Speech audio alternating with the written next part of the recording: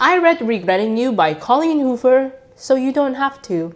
That's right, I'm venturing into the Hooververse. Colleen Hoover is a very notorious writer. On YouTube, you can find plenty of roast videos or unhinged recap videos of her other books. And as crazy as those books sound, she is an immensely popular writer. I picked up Regretting You because the movie is coming out, and I'm like, why not chase the trend, let's be relevant. And I was expecting a more or less crazy experience, so I was in for a surprise. So let's discuss the book. Spoilers warning if you don't want to be spoiled. Also, I'm incredibly sick, so I'm sorry if I sound off in this video.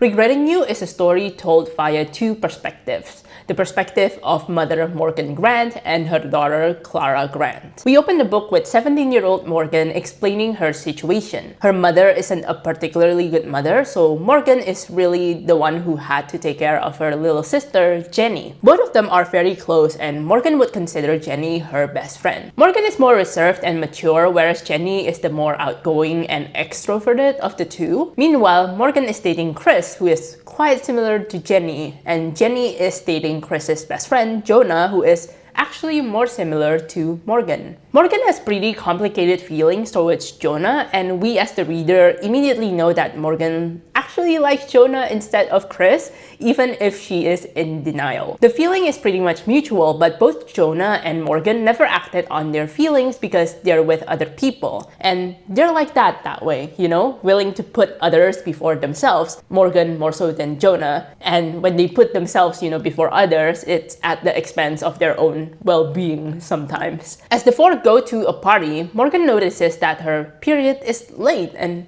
guess what happened? She's pregnant. Fast forward 16 years later, and Clara, Chris and Morgan's daughter, is about to turn 17 years old. While on her way to Morgan's birthday party, Clara sort of had this flirtation with a schoolmate named Miller Adams. After driving Miller home, Clara goes to the party, and here we're clued in on the family dynamics. First, Clara absolutely loves her father, while Clara has an okay-ish relationship with Morgan. Overall, Clara does love her parents, even if she finds them overprotective. Second, Clara is extremely close to Jenny, often confiding in Jenny about her problems. Jenny often relays this information to Morgan, who gives advice to Jenny for Clara, so Jenny just copy and pasted whatever Morgan said to Clara as an advice. So through Jenny, Morgan is able to know what's going on in Clara's life, even if Clara doesn't directly tell Morgan, and Morgan is still able to guide Clara in a way. Lastly, Jonah abruptly left at some point in the past. We later on find out it's because after Morgan reveals that she is pregnant with Chris's baby, Jonah just can't bear to be within the same proximity as the couple because of how much he loves Morgan. However, when Jonah's father died, Jenny attended the funeral, and after the funeral, Jonah and Jenny hooked up and Jenny became pregnant. So now Jenny and Jonah are engaged with a baby. Before the main events of the book, Jenny had given birth to a boy named Elijah. She's been on maternity leave, and the day after Morgan's birthday party, Jenny is due to return to work. During this party, Clara tells Jenny about Miller, and overhearing this, Chris forbids Clara from being with Miller. The four adults know who Miller's father was, and Chris thinks he's bad news, and Chris doesn't want Clara making a mistake by dating Miller. After they had their meals, Clara and Morgan do this birthday board, which is a tradition they have. It's like a vision board, but they add a new goal or want every year. Clara writes on Morgan's board about how she wishes that Morgan would accept the fact that Clara wants to pursue her passion of being an actress. This is something that Morgan is uncertain about because Morgan wants Clara to go to college for a more practical degree, which is honestly quite understandable. Meanwhile, Morgan, who is beginning to feel like her identity is always so defined in relation to other people. Like how she is always,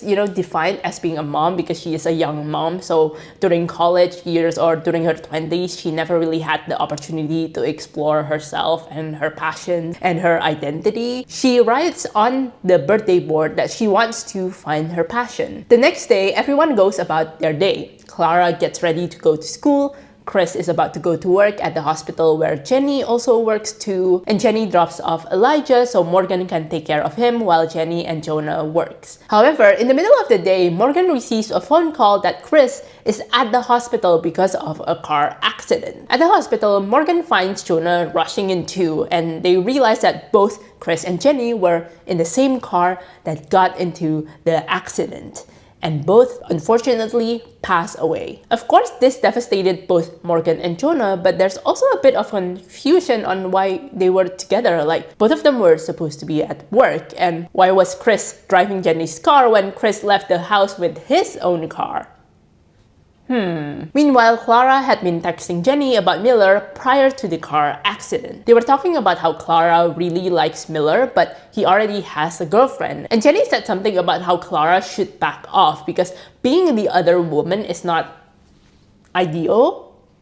Because she was texting her aunt when Clara is told about Chris's and Jenny's accident and ultimately death. Clara assumes that she killed them because she thought Jenny was texting her while Jenny was driving. This isn't true because in the accident report, Chris was driving Jenny's car, but Clara doesn't know this, nor does she talk to her mom about this. So for the most part of the book, Clara carries this guilt with her. Remember when I told you that it was weird that Jenny and Chris were in the same car? And why weren't Jenny and Chris at work? Well, Morgan and Jonah have the suspicion that Jenny and Chris were having an affair, and this suspicion was confirmed when they received a call from a hotel saying that Chris left his items and car there. So they were in the hotel. What were they doing? This revelation obviously shattered Morgan and Jonah, especially Morgan because Jenny's her sister and like her best friend too, and Chris is her husband. But Morgan insists to Jonah that they can never tell Clara about the affair because Clara really loves her father and Jenny is practically Clara's best friend, and Morgan doesn't want to tarnish Clara's memories of these people. But things get more complicated. One night, Jonah is taking care of Elijah and he realizes something. He rushes to Morgan and drops off Elijah because he notices that Elijah bears no resemblance whatsoever to Jonah, and instead he looks so similar to Clara when she was a baby. And when Elijah smiled, Jonah just sees Chris's smile. So technically, Elijah is Chris and Jenny's baby. So Jonah leaves Elijah with Morgan because he just can't do this, you know. A few days later, Clara talks some sense into Jonah, and Jonah decides that he does want to be the father that steps up. So he picks up Elijah from Morgan. Over the course of these events, Clara and Morgan are at odds with each other. They never properly communicate, so this strains their relationship even further. Morgan is so determined to keep the memories of Chris and Jenny pristine at the expense of her and Jonah, who ends up looking like the bad guys. It doesn't help that Morgan is grieving too, so sometimes she lashes out at Clara, which Morgan acknowledges isn't good, but she can't help it. In return, Clara acts out, and Morgan is too used to having Jenny relay information about Clara, so without Jenny as the middleman, Morgan just doesn't know what's going on with Clara. During everything, Clara gets together with Miller, who broke up with his girlfriend, and technically it's fine because he broke up weeks before he got with Clara. But let's remember that Chris and Morgan said that Clara should not be dating Miller. This is made even worse because anytime Clara acts out, Miller is at the scene of the crime. For example, Clara leaves her father's funeral early because Miller was willing to drive her away, and then she wanted to smoke weed because she wanted to get like some calm, and then Miller begrudgingly got her that weed, and Morgan's like, why are you smoking weed? Oh, you're doing drugs now? And then Clara broke curfews just to spend more time with him, and then she also skipped school with him. These are things that teenagers do, but it doesn't really help Morgan and Chris's case about why Clara shouldn't be dating Miller. Things eventually come to a head when Morgan and Jonah acknowledge their feelings for each other, and then they kiss, and Clara sees them kissing. Immediately, Clara assumes that Morgan and Jonah have been having an affair even before the deaths of Chris and Jenny, and so she feels betrayed on behalf of Chris and Jenny. So Clara calls Miller because she wants to lose her virginity to him to get back at her mother. And of course, like, Miller is hurt when he finds out that Clara was using him that way. And for a few pages, their relationship was on the rocks, but then they reconcile quite quickly. honestly. Nonetheless, after Clara's birthday dinner, which she purposefully messed up because Clara wants to mess with Morgan, Clara drinks a lot with her best friend Lexi, and then Morgan finds Clara in this very drunken state. Because she's very drunk, Clara finally confides in Morgan about a lot of things, namely that she feels guilty about Chris's and Jenny's deaths. This sticks out to Morgan, but she doesn't say anything about it yet. But she takes care of Clara, and this reminds them both of how Morgan used to take care of Clara when she was sick as a kid. The following day, Clara and Morgan finally have that heart-to-heart. This is significant because they haven't been communicating, remember? This all happens as Morgan and Clara are doing Clara's birthday board. On the board, Clara writes again that she wishes Morgan would respect her desire to become an actress, how it's very important for Clara to pursue her dream, in the sense like, yes, there's like a chance for failure, but it is her journey, so if she does end up failing, at least she will be at peace that she still pursued her dream. Clara just doesn't want to regret not pursuing her passion. After listening to that, Morgan relents. Eventually, Morgan directs the conversation to how Clara said that she thinks the car accident is because of her. Clara tells Morgan about how she has been texting with Jenny around the same time as the accident. Morgan assures Clara that she didn't cause the accident because Jenny wasn't even driving. Clara is relieved, but she's like, why is Dad driving Jenny's car?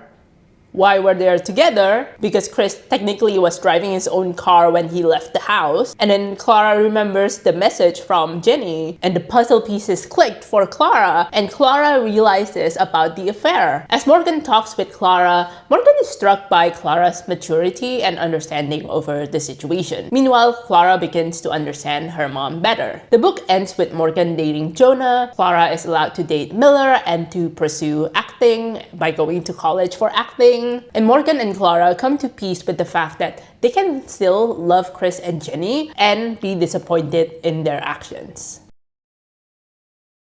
I'm not going to lie, when I picked up the book, I was expecting a mess like Verity, November 9, or Ugly Love. But this book really surprised me in both a good way and a bad way. The positive surprise is the fact that I actually like the concept of the book, like the exploration of this mother and daughter relationship. Clara is the typical high school student, teenage girl character, but I did think that Morgan had a potential as a character. It was laid out in the beginning of the book that Morgan never really felt like she had the opportunity to ever put herself first. She's always defined in relation to others and what role she plays in their lives, and she's always been this caretaker even from a young age, so she never really had time to like know herself because she's always like putting others first before herself. A big part of her arc is supposed to be finding her own passion. In terms of execution, I feel that Colleen Hoover lacked in that regard. I feel like she could have done more with Morgan as a character. Like, I understand that she's grieving and she's trying to keep the family together, so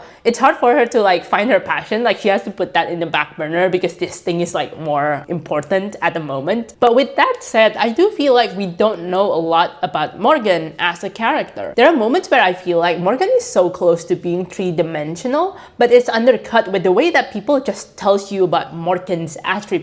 So there's a lot of like telling and not showing. For example, people around her say that she's very similar to Clara, and perhaps Clara is like a version of Morgan who didn't have this like weight on her shoulders. But we're not shown enough moments with like past Morgan to ever make that kind of connection. We're just supposed to take people's words for it, and I sort of wish that we saw that a bit more rather than people like telling you about it. There are also moments that I think Morgan is quite endearing, like when she flips off a nosy neighbor, or whenever the book talks about how she likes love watching Real Housewives. Like, I think those things makes her more tangible as a character, but I wish we see more of those moments. I feel like she's quite blank as a character, which is unfortunate, or at least we didn't spend enough time with her in like her normal routine before this tragedy happens to her. You don't know how she is in the past, so you don't really know how to telegraph the development, you know? At the end, Morgan has an interview for a secretary position at a real estate agent, and she said something along the lines of like, she can see herself in that industry. But again, I wish like there was a bit more seeds planted about that, or I wish we see more about that. Like, we don't even see her interviewing for the job. The book sets up this expectation about Morgan finding herself, but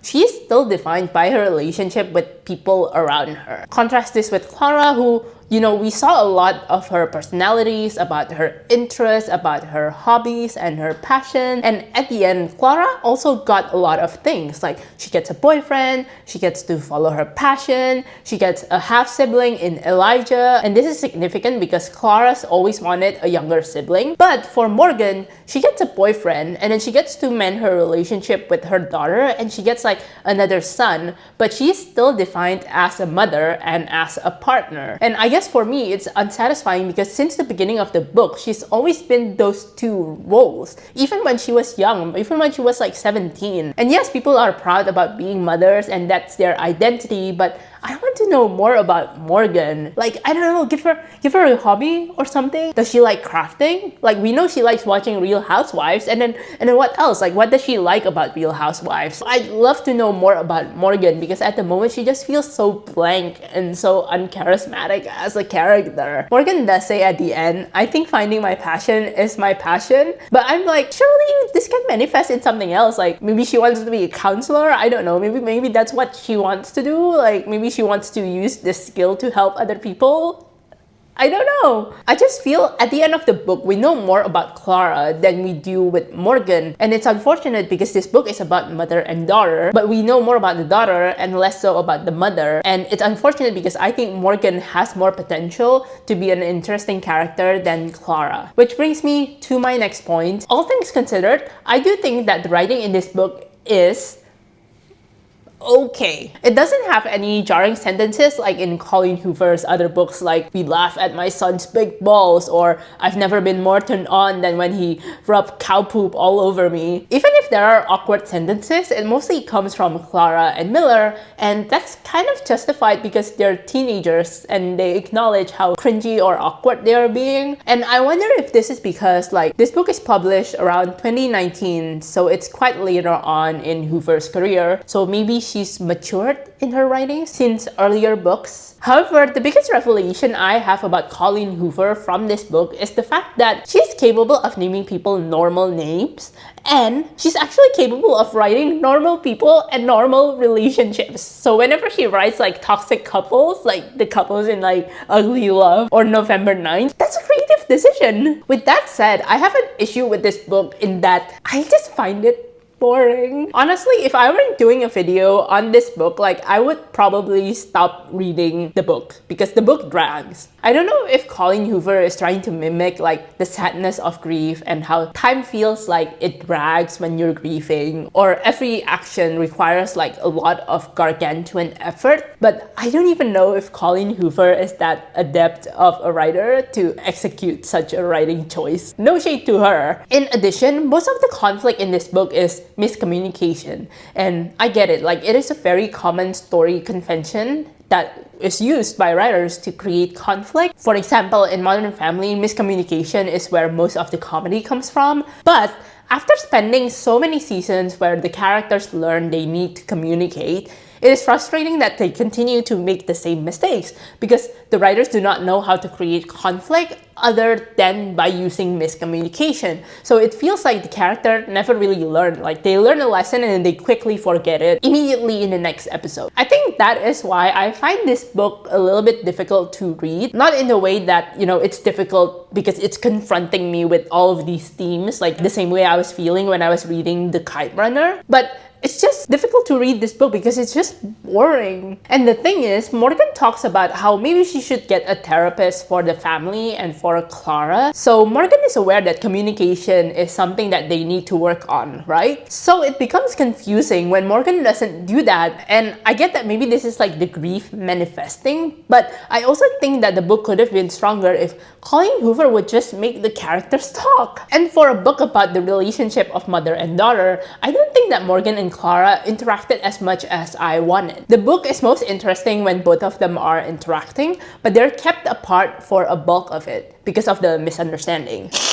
And there's so much setup to mine from too. Like Morgan tells Clara not to pursue acting, not to date Miller, basically make wise decisions for herself, because Morgan didn't get to have that. Morgan didn't have the freedom to make these decisions. And so she's just trying to caution her daughter to not make the same mistakes that Morgan did when she was young. But this makes Clara feel like she's the mistake and that her mother regrets her. In the book, even Clara says something along the lines of, "I wish you would stop referring to me as a mistake." There's just so much to unpack here, so much dramatic potential, but I just don't think the book lived up to the expectations because the reconciliation feels rushed, like everything has to be quickly wrapped up in a neat bow because Colleen Hoover needed to speedrun the ending. That said, I feel the book could have been shorter, like the middle portion could be shortened to match the pacing of the third act. But it does make me wonder, what is it about Colleen Hoover that makes her books so incredibly popular? This is my theory, right? I think Colleen Hoover is very good at coming up with story ideas that generate a good logline. I'm struggling because of my cold. A logline in film and television terms is a 1 or 2 sentence summary. So for the movie adaptation of this book, the logline centers on the strained relationship between young mother Morgan Grant and her teenage daughter Clara, exacerbated by Morgan's husband Chris's tragic death, forcing them to navigate life's challenges together. If you look at books like Verity, the concept is interesting, likewise with Layla, and even November 9 can be interesting, like the idea of 2 people meeting once a year on the same date, like that could be good, but it's the execution that was lacking and leaves a lot to be desired. Like Verity should be more of a psychological thriller. Layla should be a supernatural horror and not a romance. And November 9 could be a cute rom-com book, but Colleen Hoover decided to make the love interest the guy who burnt and ruined the girl's life, and then he had the audacity to fetishize her burns. What happened? But that's not to say that Colleen Hoover is a bad writer. Like, I think that she is a sufficient writer. Her prose is very easy to read. Like, I'll give her that. Even with this book, like, I was able to read it within 2 days, even if I was bored by it, because the prose is just easy to read. What I mean by easy to read is that her writing is very to the point, and there's not a lot of like flowery proses. Things are described minimally, but enough that you know what you're supposed to see. And I think it helps that Colleen Hoover books are more contemporary or set in the modern day. So when she says like a house is not an open plan, like she doesn't have to go into so much detail like how C.S. Lewis would have to describe Narnia extensively because Narnia is a fantasy world. But this easy to read prose explains why her books are sold a lot in airports. And again, this is not a bad thing. Like I imagine her books are nice reads on the plane. Like I wouldn't be reading cheesy news books in the plane because I'm already uncomfortable, and I don't think I will have the capacity to process how dense his books are because I'm already uncomfortable, whereas reading Colleen Hoover's books is probably more entertaining and more comfortable because it's just like, it's easy to read. So combine that writing style with how sensational some of her books' plots are, like it could be a fun read. However, I think she hasn't demonstrated the ability to delve deeper into the themes of what it is that she wants to explore, which is why a lot of people find her books problematic. It comes across like she's taking all of these like taboo concepts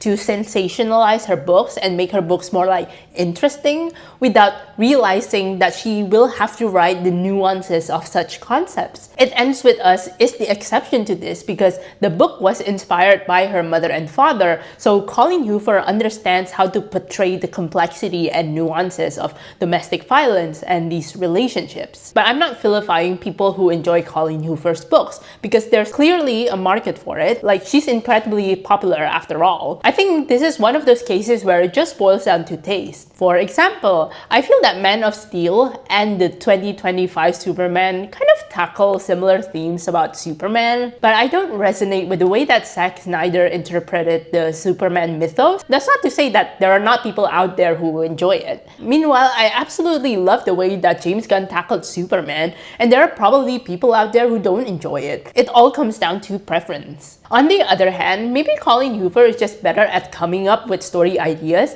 rather than executing those ideas. I think to test this theory, I probably would need to watch the Regretting You movie and see if the movie executes the story better. There's definitely potential in the book, and I found some value in the book for sure. I just find the book boring and draggy. That is to say, depending on the success of this video, I might do a video about the Regretting You movie. Let me know if you want that. I would probably do that because I don't have any other ideas for videos, so... But anyway, have you read any Colleen Hoover books? If you have, what do you think of them? Do you have a favorite? Or if you're not reading her books, I would love to know why. Nonetheless, thank you so much for watching this video. If you like this video, please press the like button, comment on it, share the video, engage with the video in general. And if you like my content, maybe subscribe to the channel too. I do other video essays as well. But apart from that, thank you and have a good day and goodbye.